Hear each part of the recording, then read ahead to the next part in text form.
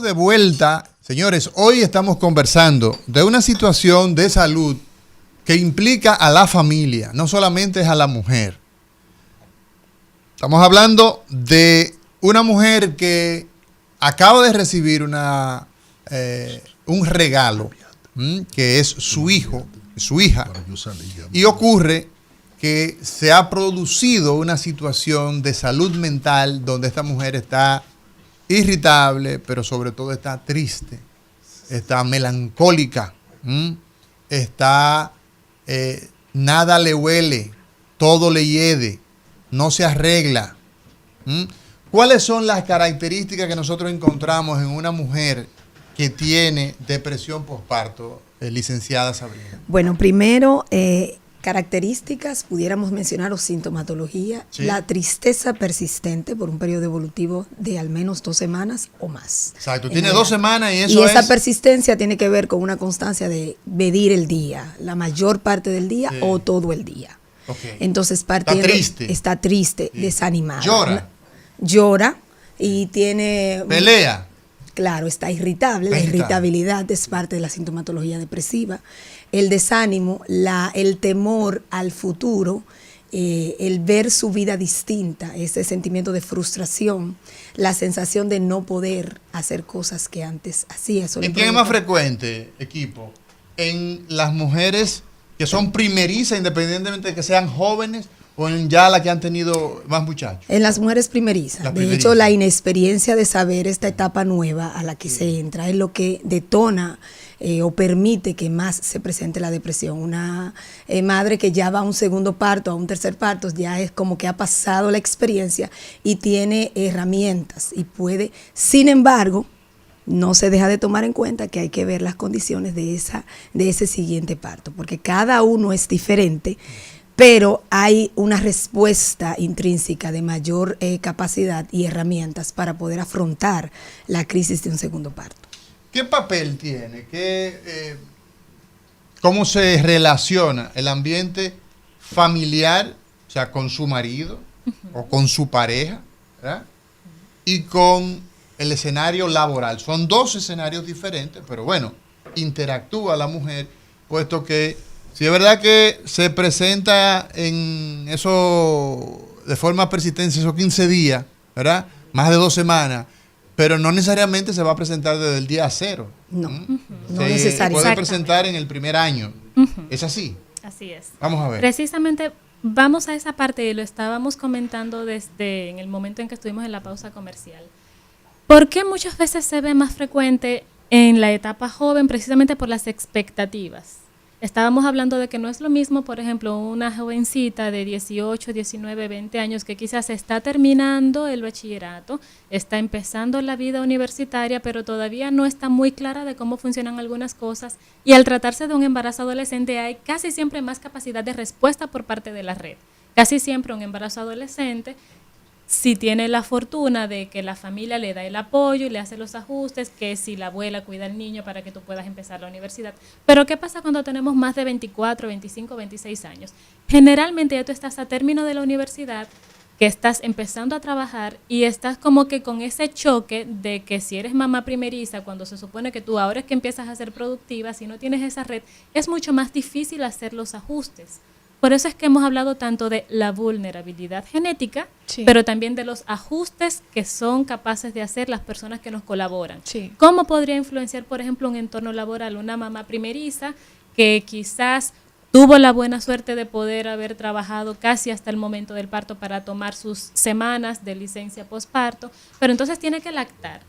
Y está en un trabajo que quizás no les brinda las condiciones apropiadas o los permisos, incluso los permisos para llevar a su bebé a estas primeras consultas con su pediatra, para darse el autocuidado de ella también como mamá, irse a dar su propia atención de su seguimiento posparto, mucho más si fue con un parto vía cesárea o incluso el parto vaginal, si fue traumático, también genera sus complicaciones por obstetricia, que deben ser seguidas. Entonces, el trabajo, si le pueden permitir estas horas de permiso, que tenga unas condiciones incluso para extraerse la leche materna, esto todo puede ir colaborando para que esta mamá tenga cada vez mayor apoyo en este cambio que está dando su vida con una nueva demanda. Claro, claro. En el caso del esposo no es lo mismo.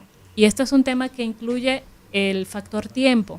¿Por qué se ha prolongado de 6 meses a que si se ve durante el primer año posparto? Incluso hay estudios que lo prolongan a los 2 años posparto.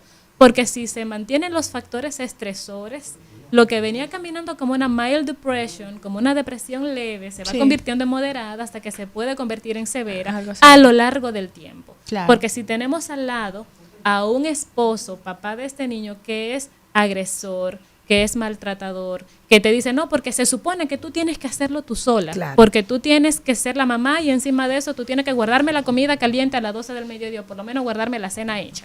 Y que encima de eso tú tienes que plancharme la camisa para yo ir a trabajar. Claro, y el tema de la encima apariencia eso, también. Claro. Tú te tienes que ver bonita, mira, Claro. ahora tú tienes barriguita y qué pasa con Y eso. mira, fulana dio a luz Come y ya está en menos. forma, tú no. Tú tienes que comer menos. Sí, claro. porque Pero ¿cómo es mira, por posible? ejemplo, Ismael, dame una imagen ahí. Mira cómo comienza el tema.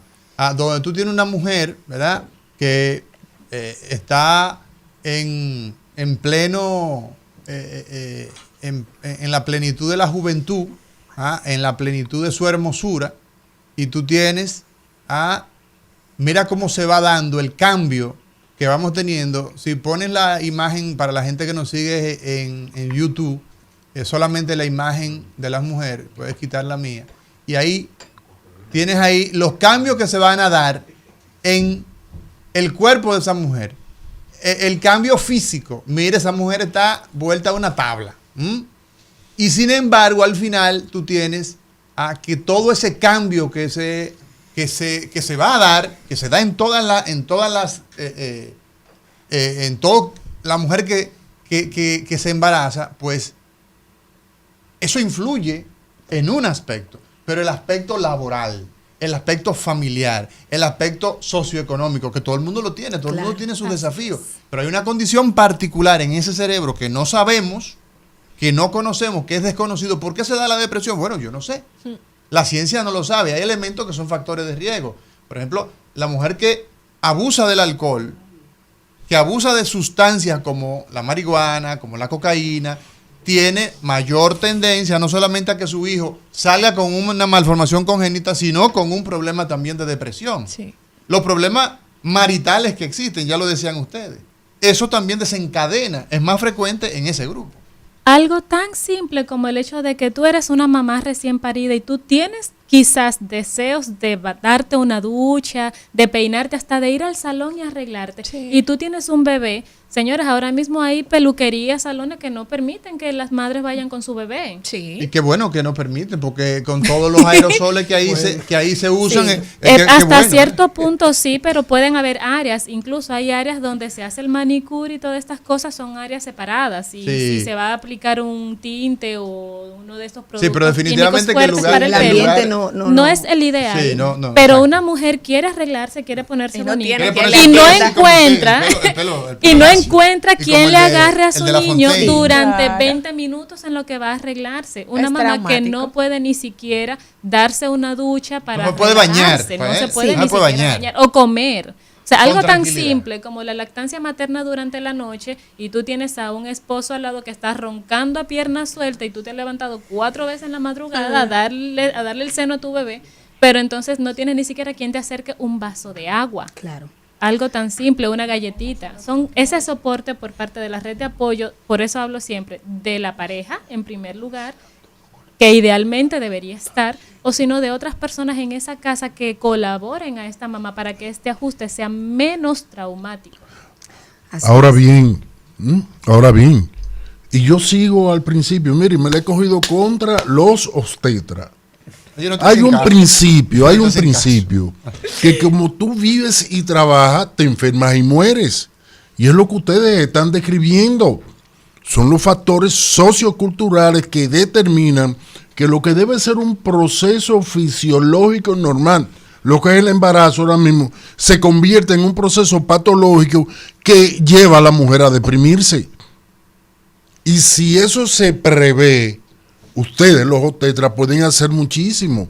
No solamente ver cómo está el canal vaginal, si hay infecciones, si hay todo esto, no solamente, sino cuál es el estado psicosocial de la mujer para poder prever que esa situación le pueda dar. Bueno, realmente prevenir la situación per se es muy difícil.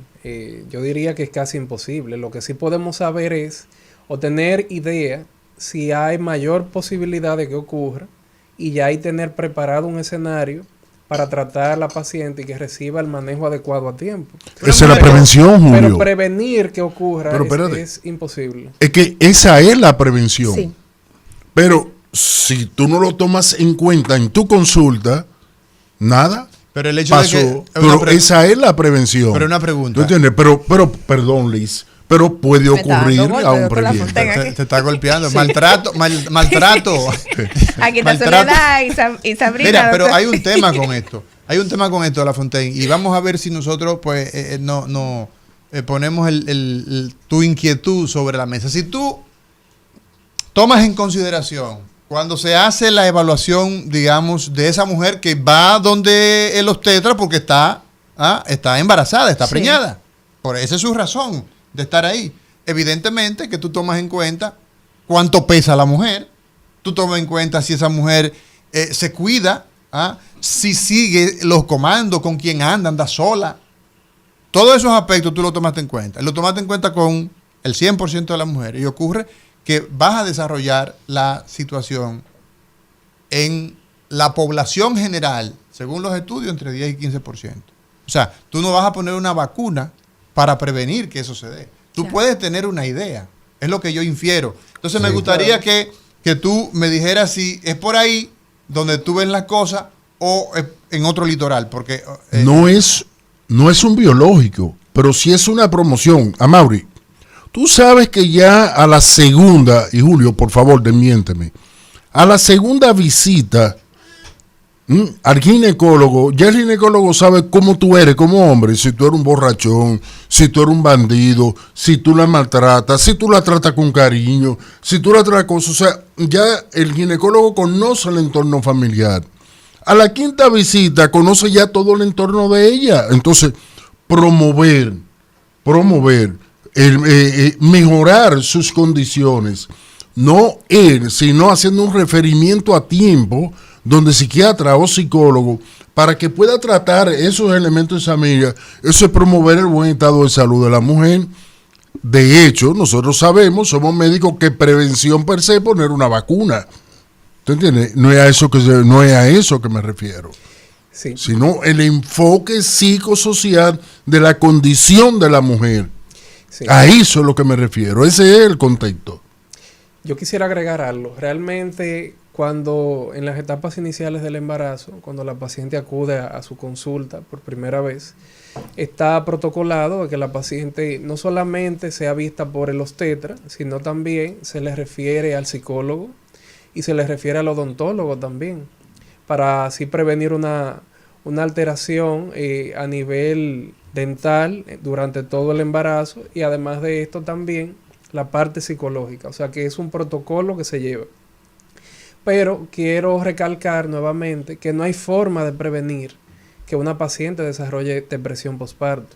Sí podemos tener una idea en base a la evaluación, a una historia clínica, al conocimiento de la paciente, sobre todo, de que pueda existir cierta posibilidad de que padezca la depresión, y ya ahí, como mencioné, ir preparando el escenario para tratar dicha alteración, pero no hay forma de prevenirla. Es más frecuente, como sí se mencionó, en pacientes primigestas, pero toda paciente que desarrolle depresión postparto tiene un 50% de posibilidad de desarrollarla en el segundo embarazo. Ese es un buen punto. O sea, siendo chismoso, como dice Lee, tú descalificas el trabajo de los psicólogos y psiquiatras, de tus dos colegas que están ahí. Bueno, no importa que yo la mande o no. Yo creo que entonces, aquí hay un punto importante. Estar pendiente. Muy importante. Una mujer que ya desarrolló depresión después de parir tiene 50%, dices tú. No se pasó un poquito el doctor Soledad, Sabrina. Tiene 50% y la probabilidad de que sea una depresión mayor. A la primera, que la primera casi siempre es moderada. Lo que se espera en el segundo es que pueda darse una depresión ya, podríamos decir, grave. En este caso, creo que la línea a la que el doctor se refiere es verlas, tomar en cuenta los signos y Exacto. hacer ese trabajo Señales integral, de alarma, donde uno señales dice, de bueno, este es el entorno, estos son los riesgos, estos son los criterios que está manejando esta paciente. Entonces, la prevención ahí vendría en orientación. ¿Qué esperar? ¿Cuáles son esos signos de alarma? Soledad, Sabrina. Bueno, ya lo que el doctor acaba de mencionar. Yo no lo escuché. Vamos a ver, repite. Los factores de riesgo inicialmente que tienen que ver con la edad, el consumo de sustancias, la historia familiar, si tienen algún familiar con antecedente de depresión o alguna condición de salud mental, tomar eso en cuenta. El entorno que tiene, si tiene un entorno de violencia, que también se da cuenta uno en la consulta médica, y la red de apoyo con la que cuenta. Teniendo esto en cuenta, se pudiera hacer entonces una vista panorámica y hacer ese referimiento. ¿Cuál sería ese primer apoyo, esa orientación? ¿Qué esperar? ¿Qué pudieras esperar tú? Porque lo que mencionaba la colega es, ¿qué viven las mujeres que dan a luz? Cómo la vida cambia y cómo todas las presiones, y no hemos hablado de lo laboral que se preguntó, Sí, claro. entra ahí. Entonces, qué es lo que sigue en tu etapa de vida?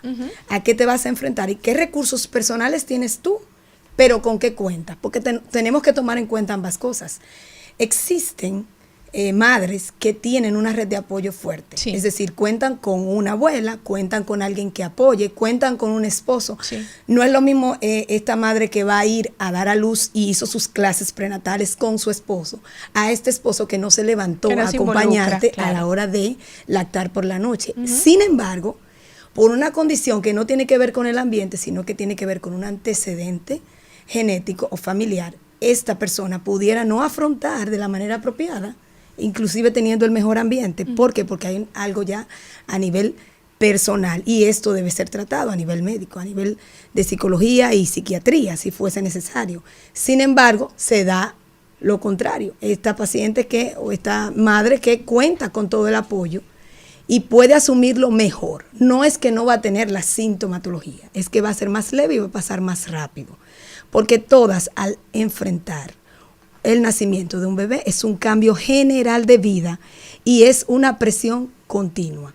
Desde la pérdida de sueño, que es lo primero que comienza. Sí, claro. La expectativa personal, lo estoy haciendo bien, hay un autocuestionamiento. Cuando se entra a la parte laboral, la culpa de que me fui.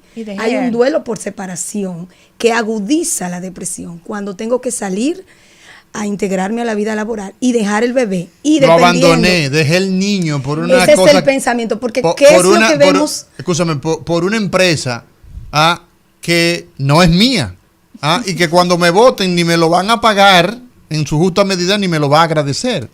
Entonces estoy dejando todos el niño esos solo. Pensamientos. ¿Y qué es lo que le pasa a la madre que está afrontando esto? Empieza a manejar esta culpa y esta autorrecriminación. No lo estoy haciendo bien, sobre todo si es primeriza, que ahí es que decíamos que es más aguda, porque cuando ya tenemos un segundo o un tercer parto, la madre va más alivianada porque hay un pensamiento ya más desarrollado en función a esa etapa de vida. Pero la madre primeriza empieza a pensar constantemente que lo estoy haciendo mal, la culpa, la inexperiencia de no saber qué hacer, no saber a quién acudir. Entonces, esas presiones emocionales agudizan la depresión.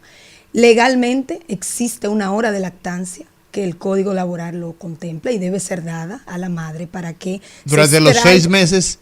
Desde que la madre se integra, que ahora creo que son 4 meses, se integra a la vida laboral, debe tener el horario que le corresponde para extraerse o le permiten, dependiendo de distancia, movilizarse. Eso, a veces hay madres que no saben esto. Y eso... Tiene una hora para dar el seno. Claro, que legalmente el código se la permite, se la establece. Y tiene beneficios por el tema de la lactancia, que también muchas madres no saben esto. Exacto. Entonces manejan toda esta desinformación. Creo que esa orientación temprana es una de las, podríamos decir, herramientas que nos puede ayudar a disminuir la depresión o la sintomatología depresiva. El decirle a la madre qué vas a sentir y qué vas a pensar y cómo vas a ver la vida ahora, Eso va a ayudar a saber qué decir, qué hacer, a quién acudir en el momento en que yo siento que era productiva y ahora no puedo. Que Claro. yo salía cuando quería y ahora no puedo. Es lo que experimenta una madre primarista. La pérdida de libertad, la apariencia física, cómo me veo yo misma y dependiendo de cómo lo maneje con quien vivo. Claro. La comparación es uno de los elementos que las mujeres manejan mucho. Y Fulana más perdió ahora con 50 las- libras en 3 meses. con las influencers. Esa es aquella madre que tiene un metabolismo, que tiene una respuesta física distinta a la mía, Un que entrenador. probablemente esta persona pueda perder peso más rápido, pero tú no. Hay una comparación ahí y todas esas son presiones emocionales y mentales, donde las mujeres viven cuando tienen y dan a luz un bebé. Cómo nazca el bebé, qué situación de salud traiga el bebé. Sí. Exacto. Y la parte económica fundamental. No es lo mismo cuando yo puedo pagar un servicio, una ayuda, Sí. una persona que me acompañe en el posparto, cuando puedo cubrir ciertas necesidades básicas económicas, a cuando la Cuando no historia lo es puedo otra. hacer. Entonces, Bueno, todos señores. estos elementos influyen. Fíjense ustedes que hablando con estos profesionales del día de hoy, el doctor Julio Enrique Quesada, ginecólogo obstetra, la licenciada Sabrina Acosta, la doctora Soledad Alonso, psiquiatra, vamos disecando el tema del día de hoy, que es la depresión después del parto, la depresión posparto. Es momento de irnos a una pausa. En breve regresamos. Vamos a ir ya afinando los teléfonos 809-682 a 9850. Esa es la línea de acá de la República Dominicana, 809-682-9850. Y la línea internacional, 1-833-380-0062. No cambie, venimos en breve.